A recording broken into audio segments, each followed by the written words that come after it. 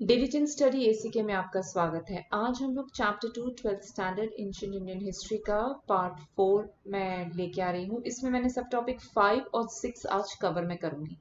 7, 8 और 1 मैं आपके साथ करूंगी उसके नेक्स्ट पार्ट में। तो आज हम लोग पहले यहाँ से स्टार्ट करते हैं। अभी तक हमने डायनेस्टीज के बारे में, किंग्स के बारे में बहुत कुछ पढ़ लिया है।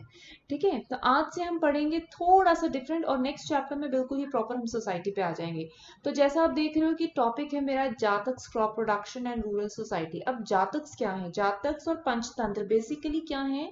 जातक्स ये हैं जो भगवान बुद्ध की जो बर्थ स्टोरीज हैं, कि भाई उनके पहले के, बुद्ध बनने से पहले के उनके जो जन्म हुए हैं, उनकी अलग अलग कथाएं हैं। ठीक है, वो कंपोज की हुई हैं। और पंचतंत्र है, वो है एक बेसिकली आपका जो कंडक्ट, करेक्ट कंडक्ट होना चाहिए, आपको कैसी जिंदगी जीनी चाहिए, आपका जो करेक्ट कंडक्ट है लाइफ में, वो किस तरीके का होगा उस पर डिपेंड करता है। ठीक है, तो उसके बेसिस पे, उसके ऊपर ये पंचतंत्र इन्होंने लिखी हुई है।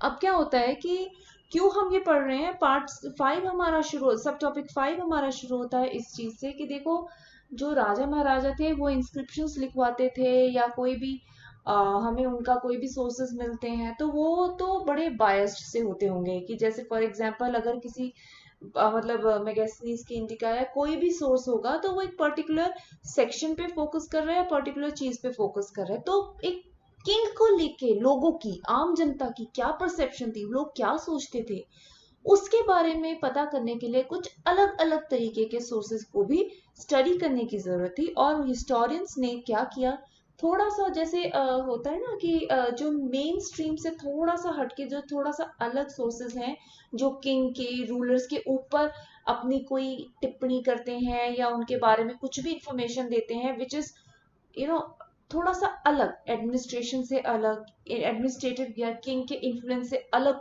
कुछ सोर्स हो, तो उसको स्टडी करके भी उस टाइम पीरियड की प्रॉपर एक पिक्चर बनाने की कोशिश करते हैं कि हाँ, ये राजा या यहाँ के राज्य में ऐसा हुआ होगा।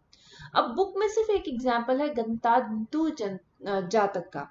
ठीक है, अब इस जातक में एक छोटी सी स्टोरी है एक ऐसे राजा की जो कि बहुत ही केयरलेस था, बहुत ही मतलब उसके जो राज्य में ना बहुत कह सकते हैं अराजकता बहुत थी। मतलब बड़ी अफरा तफरी थी, बहुत ज्यादा उसकी मतलब प्रॉपर रूल नहीं था। एडमिनिस्ट्रेशन जो था बहुत अच्छा नहीं था। मतलब आप कह सकते हो जो मतलब जो रॉयल ऑफिशियल ऑफिसर्स थे वो बहुत एक्सप्लॉइट करते थे आम जनता को। आम जनता बड़ी दुखी रहती थी। अब इसमें दो तीन किस्से मैं आपको थोड़े से सुनाती हूँ। जैसे इसमें क्या था, एक राजा जिसके हम जिक्र कर रहे हैं, राजा को पता चला कि उसकी जो प्रजा है उसे बहुत खुश नहीं है। राजा खुद भी बहुत अच्छा नहीं था, लेकिन इसमें बुद्ध जो पुरा अपने पिछले जन्म में एक बोधिसत्व थे। अब इसकी डिटेल्स में आपको जानने की जरूरत नहीं, आप समझ लीजिए एक महान आत्मा थी। उसने जाके राजा को कहा कि देखो, तुम्हारी प्रजा तुमसे सुखी नहीं है। तो राजा को लगा कि मुझे जाके पता करना चाहिए, क्योंकि इतने बड़े इंसान ने मुझसे ये बात कही है, या इस महान आत्मा ने मुझसे, एक महान आत्मा आप कह लीजिए सरल शब्दों में, कि इस महान आत्मा ने मुझसे एक बात कही है, तो मुझे इसका पता लगाना चाहिए कि मुझसे गलती क्या हुई है, मुझे क्या ठीक करना चाहिए। राजा भेष बदल के जाता है और पता अपने राज्य में घूमता है। अब यहाँ पे क्या होता है, एक बुजुर्ग औरत है अपने घर के बाहर पत्ते उठा रही थी, और राजा को कोसे जा रही थी, कोसे जा रही थी, कोसे जा रही थी कि राजा खत्म हो जाए, राजा ये हो जाए, राजा वो हो जाए। तो लोग उससे जाके, राजा ने और उसके ऑफिशियल्स ने जाके पूछा कि भाई क्या बात है, आप पत्ते उठा रही हो और इतना परेशान, राजा ने आपका क्या नुकसान किया? उसने कहा, इस राज्य में जहां मैं रहती हूँ ऐसी अराजकता फैली है, इतना अजीब सा सिस्टम है यहाँ पे एडमिनिस्ट्रेशन का, चोरी चकारी डकैती क्राइम इतने पीक पे है कि मेरी सारी बेटियां कुंवारी बैठी हुई है अंदर, और मुझे उनके लिए कोई ढंग का वर नहीं मिलता, क्योंकि यहाँ लोग शादी तक नहीं करना चाहते, इतने इनसिक्योर है कि लोग शादी करके अपना घर नहीं बसाना चाहते। अच्छा, फिर कहीं गए कि देखा खेत में एक किसान है, वो अपने बैल को, क्योंकि उसके बैल जो है वो बहुत इंजर्ड था, ठीक है, तो उससे हल जोत रहा था और कोसे जा रहा था, राजा मर जाए, राजा ये हो जाए, राजा वो हो जाए। तो ऑफिशियल ने जाके पूछा, पहले तो पूछा भाई तुम्हारे बैल को चोट कैसे लगी? उसने कहा, मैं नहीं मारा है। तो उन्होंने कहा, जब तुमने ही अपने बैल को खुद मारा है, किसान को कहा, भाई जब तुमने ही अपने बैल को खुद मारा है तो तुम राजा को क्यों कोस रहे हो?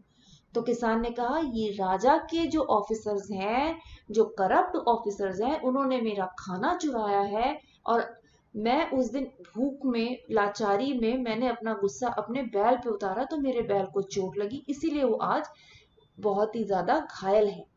तो कहीं ना कहीं राजा इसके लिए जिम्मेवार है। तो इस तरह के बड़े किस्से इसमें सुनाए गए हैं। तो एक तरीके की परसेप्शन की राजा, और मतलब ये भी साथ में था, उस इस जातक में ये भी मेंशन है कि राजा से इतने तंग आ गए थे कि लोग जंगलों में भाग भाग के रहने लगे थे, राज्य को छोड़ने लगे थे। ठीक है। तो एक ये परसेप्शन कि कौन सा राजा, मतलब राजाओं की क्या परसेप्शन थी, वो इस तरीके के सोर्सेस से पता चलती थी। ये सिर्फ एक आपको छोटा सा एग्जाम्पल दिया। ठीक है।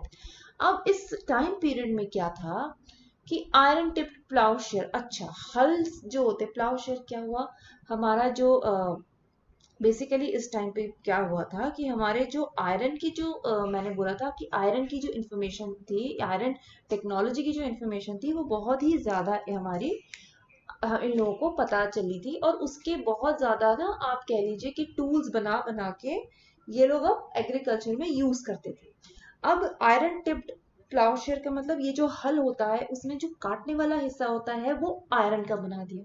उससे क्या हुआ कि जो जमीनें अच्छे से खुदती थी, अच्छे से खुदाई होगी, अंदर तक जाएगी, डीप जाएगी, अच्छे से बीज बोने के लिए जगह मिलेगी, और खेत बेसिकली ओवरऑल बात यह है कि खेत अच्छे से तैयार हो जाएगा, बेहतर तरीके से तैयार होगा। ठीक है। उसके बाद पैडी प्रोडक्ट, लेकिन खैर आयरन टिप्ड प्लाउशेयर, लेकिन एक बात थी कि कुछ ही इलाकों में था, कई जो हिली एरियाज थे वहां पे आयरन प्लाउशेयर नहीं था। मैं आपको इसका एक एग्जांपल बताती हूँ। जैसे ये हो एग्रीकल्चर आप पढ़ोगे कि हो एग्रीकल्चर काफी एरियाज में तब भी था, हिली एरियाज में था, कुछ सेमी एरिड एरियाज में तब भी था। मतलब ये क्या है, कुदाल, कुदाल को मार मार के क्या करते हैं मिट्टी में, खेत को, इससे भी खेत को तैयार करते हैं। पर जैसा कि आप देख सकते हो, एक हल चला के खेत को तैयार करने में और कुदाल से खेत को तैयार करने में, दोनों में से ज्यादा मेहनत किसमें है। ठीक है। तो बेसिकली पहले कुदाल ही चलती थी, अब कुदाल के साथ आयरन प्लाउशेयर भी आ गया। मतलब एक तरीके से जो खेत में जोतने जो हल था उसके टिप पे एक आयरन, आयरन की वो जो है, आयरन की जो जिसे हम जमीन खोदते हैं वो आयरन की बनने लगी, और उससे बेहतर खेत तैयार होने लगे जमीन बीज बोने के लिए। ठीक है। तो ये डिफरेंस था कि हर जगह देखो आयरन प्लाउशेयर था, लेकिन बेसिकली ये कि हर जगह नहीं था, कई एरियाज में ये हो गया था। अच्छा, उसके बाद paddy production increase. Paddy production क्या हुई, जैसे पैडी कहीं उगाए, उसके बाद उस खेत से उठा के, जहाँ खेत, दूसरे खेत में जहाँ पानी से भरा हुआ होता है, एक एक उसकी सैपलिंग लगाते हैं। ठीक है। फिर उससे वो जो बनता है बड़ा मतलब कहते हैं उग के जो बनता है, वो आपकी चावल की खेती है। अब पैडी प्रोडक्शन इंक्रीज। अब ये जो तरीका था कि पहले पैडी एक खेत में उगाई, फिर वहां से हटा के दूसरे खेत को तैयार किया होता था, पानी भरा होता था, उसमें एक एक सैपलिंग, आप जैसे देखते ही हो, आपको आइडिया ही होगा कि एक एक सैपलिंग लगा रहे हैं। उमस भरे मौसम में ये काम होता है, बड़ी मेहनत वाला काम होता है, आप मतलब झुक झुक के ये काम करना पड़ता है। इसमें मेहनत बहुत थी, लेकिन प्रोडक्शन इससे बड़ी इंक्रीज होती है। अगर आप ये एक जहां पे आपने पैडी उगाई है, आप उसको वैसे ही रहने दो, और उसको हटा के दूसरे पानी से भरे हुए खेत में जैसे एक एक वो लगाते हैं, सैपलिंग वहां लगा रहे होते हैं, वैसे ना लगाओ, तो आपकी जो प्रोडक्शन है वो ज्यादा इंक्रीज नहीं होगी। ठीक है, उतनी इंक्रीज नहीं होगी। तो ये एक टेक्निक भी इनको पता चल गई थी, जिससे चावल की खेती को बढ़ाया जा सकता था। ठीक है। उसके बाद use of irrigation through wells, tanks and less commonly canals. ये आपका सेंटेंस मैंने एज इट इज एनसीईआरटी से कॉपी किया है। अब आप इसका मतलब समझो। देखो इरिगेशन का मतलब क्या हुआ, बेसिकली खेतों में पानी जाना। अच्छा, अब मैं एक ना छोटा सा एग्जांपल लेती हूँ। देखो हम कुछ भी हिस्ट्री में टर्म करते हैं ना, उसका कोई सोर्स होता है। अब जैसे मैं यहाँ एग्जांपल ले रही हूँ अर्थशास्त्र का, आपको अभी तक पता होगा कि अर्थशास्त्र क्या है। अब इरिगेशन थ्रू वेल्स, अब क्या है कि अर्थशास्त्र में एक जगह ना लिटरली ये मेंशन्ड है कि भाई अगर वेल से, टैंक से, अगर कुएं से पानी लेकर कोई हाथ से, मतलब आ, आप इरिगेट कर रहे हो, अपने अपने खेतों को पानी दे रहे हो। ठीक है। अब पानी को शोल्डर पे ले जाके, मतलब अपने घड़ों में पानी भर भर के अपने कंधों पे ले जाके, तो आपको थोड़ा कम टैक्स देना पड़ेगा। ये अर्थशास्त्र में मेंशन्ड है। तो इससे हमें पता चलता है कि क्या टाइप्स थे इरिगेशन के। ठीक है। अगर आप इस पानी को खेतों तक ले जा रहे हो, अपने बैलों के ऊपर वो मतलब अपने घड़े बैलों पे डाल के ले जा रहे हो खेतों तक, तो आपका टैक्स थोड़ा फर्क होगा। ठीक है। और अगर आप किसी और मतलब रिवर के पानी को थोड़ा सा ऊपर करके लेवल से लेके आप कर रहे हो तो आपका टैक्स फर्क होगा। ये अर्थशास्त्र में मेंशन्ड है। ये मतलब कई तरीकों की इरिगेशन में ये दो तीन चीजें मेंशन्ड है। इवन विंड से भी यूज करते थे, सिस्टम था इरिगेट करने का, विंड पावर को यूज करके पानी को खेतों में पहुंचाने का तरीका था। ये भी थोड़ा सा आपका अर्थशास्त्र में मेंशन्ड है। और कैसे मेंशन्ड है, ये नहीं कि एग्जैक्टली कैसे करते थे, ये कि ऐसे लोग जो इन मेथड से इरिगेट करते हैं अपने खेतों को, तो उनकी कितनी मेहनत लगती होगी। ज्यादा लगेगी मेहनत तो थोड़ा कम टैक्स होता था ओवरऑल, और अगर थोड़ा सा भी ठीक ठीक उनकी कोई टेक्निक होती थी तो उनका टैक्स लेवल का होता था। तो इसी तरह की डिटेल्स अर्थशास्त्र में दी गई है। और लेस कॉमन नहर, लेस कॉमनली केनाल्स मतलब नहर से पानी लेके खेतों को इरिगेट करने का थोड़ा सिस्टम जरा कम था उस जमाने में। अच्छा, अब इस जमाने में और भी एक चीज थी, इनइक्वालिटीज इन रूरल सोसाइटी। अब देखो क्या होता है, आपकी प्रोडक्शन इंक्रीज हो रही है, क्यों? क्योंकि आपके पास अलग अलग एग्रीकल्चरल टेक्निक्स आ गई हैं। आपको आयरन का यूज करना आ गया है। आप अब आपके हल में अब आयरन आयरन का आगे जो जैसे मिट्टी खोदते हैं वो आयरन का लगा हुआ है, आयरन टिप्ड प्लाउशर है आपका। आपको चावल की खेती में चावल को की खेत उसमें प्रोडक्शन को और इंक्रीज करने की टेक्निक आ गई है। ठीक है, कि चावल को हम और ज्यादा बेहतर तरीके से या उसकी प्रोडक्शन को कैसे इंक्रीज कर सकते हैं। पहले अगर आप पैडी वैसी की वैसे छोड़ दो कि भैया दूसरे खेत में उग रही है तो उगने दो, उससे उतनी प्रोडक्शन नहीं होती थी जितनी उसको उखाड़ के वहां से दूसरे खेत में लगाने में हुई है। तो अब बेसिक इसमें मेहनत बेशक बहुत ही, लेकिन फिर भी ये नॉलेज उनको हुई है। तो अब इन इन नॉलेज से प्लस इरिगेशन का जो सिस्टम था, इन इन चीजों की नॉलेज की वजह से एग्रीकल्चर जो था, आपकी एग्रीकल्चरल प्रोडक्शन इंक्रीज हुई है। कुछ लोग जो मतलब जिनकी जैसे इरिगेशन के ही सिस्टम में मैंने आपको फर्क बता दिया कि हाथ से उठा के ले जा रहे हो या बैलों पे लाद के ले जा रहे हो या विंड का इस्तेमाल कर रहे हो या आपके अपने टैंक्स हैं वगैरह वगैरह, इस तरह की डिफरेंट टेक्निक्स में। तो जो तो बेहतर टेक्निक से या कह सकते हो ना कि आप बेहतर टेक्निक से या जिनके पास ज्यादा रिसोर्सेज होंगे, बेहतर तरीके से अपने खेतों में अपनी प्रोडक्शन मतलब एग्रीकल्चर प्रोडक्शन कर सकते थे, तो उन लोगों की जाहिर है इनकम बहुत जबरदस्त हुई होगी, ज्यादा हुई होगी। उनमें से जैसे कुछ अब क्लासेस निकल के आने लगी, या आपने देखा होगा इनइक्वालिटीज इन रूरल सोसाइटी, एक टर्म आ गई आपके पास गृहपति की। गृहपति की डिटेल्स आपको ऑलरेडी गिवन है अपनी एनसीईआरटी की बुक में, तो मैं सिर्फ इतना बताऊंगी कि गृहपति बेसिकली क्या था।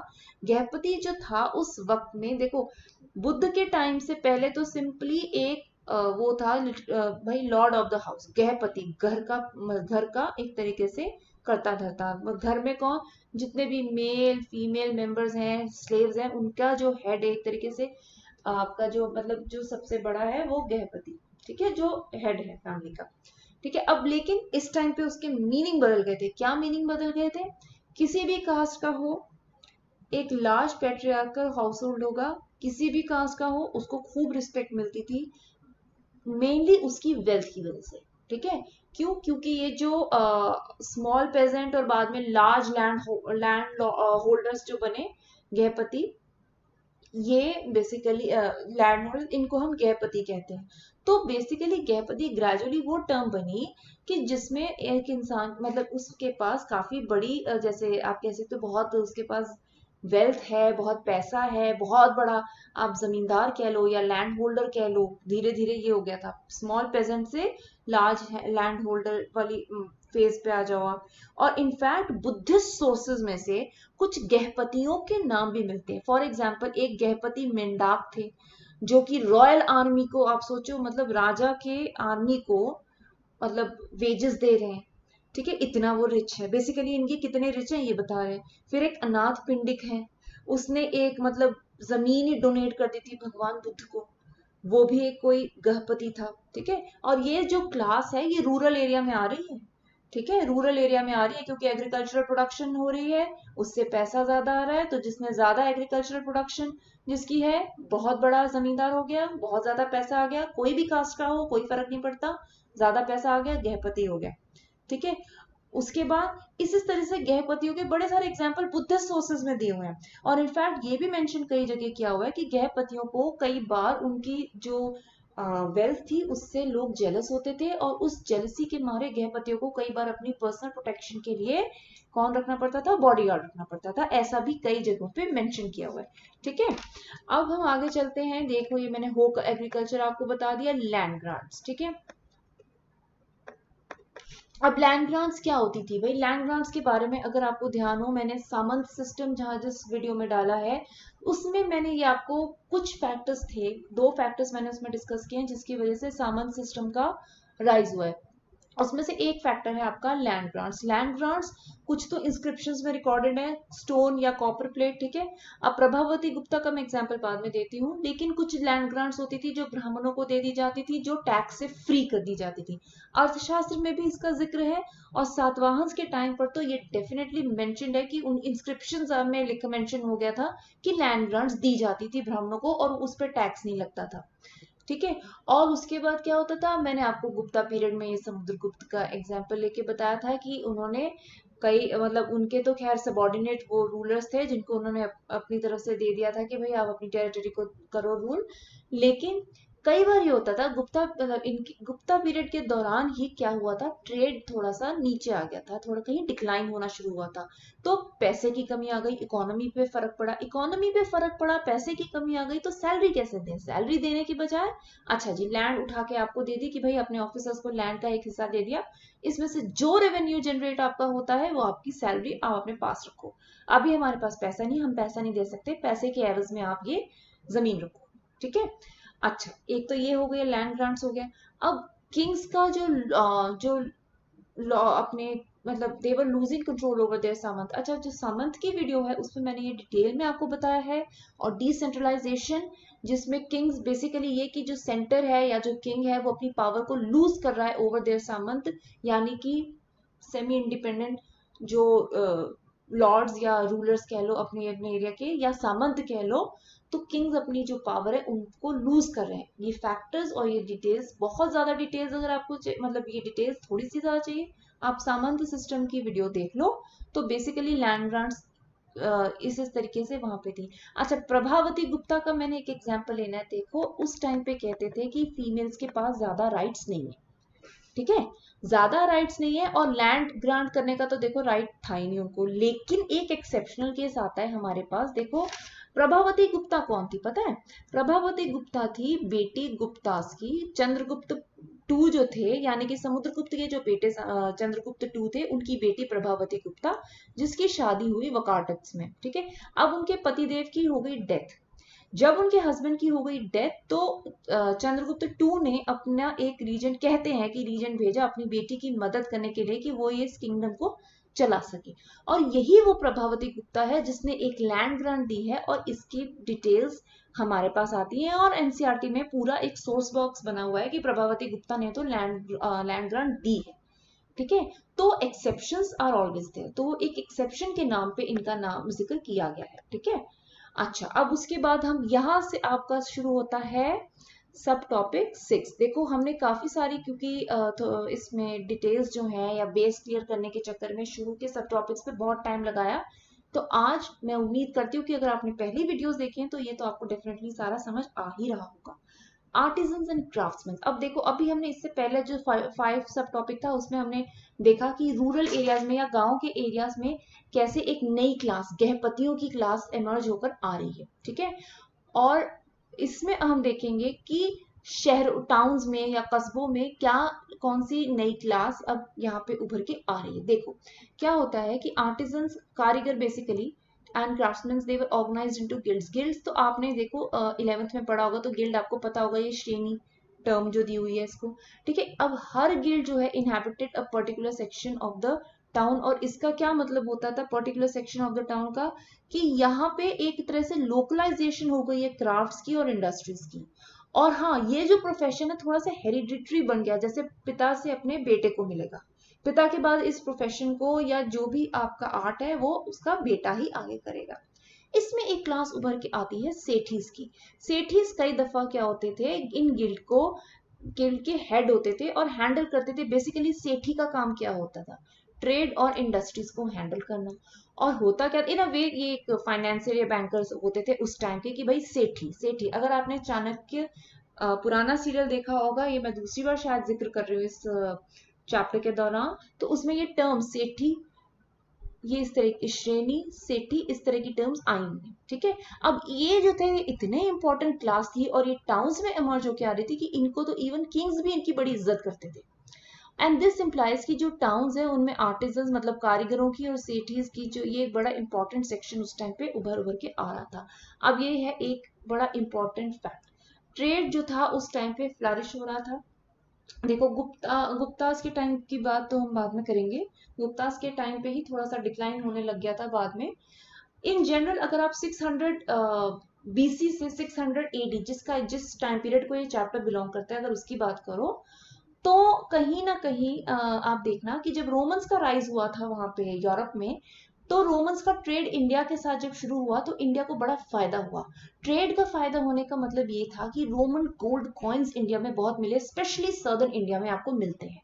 और ट्रेड किन किन कमोडिटीज का करते हैं ये मैंने इसमें लिखा है, इसमें को बता के मैं आपका टाइम वेस्ट नहीं करूंगी, अगली स्लाइड में लिखा हुआ है, आप देख लेना।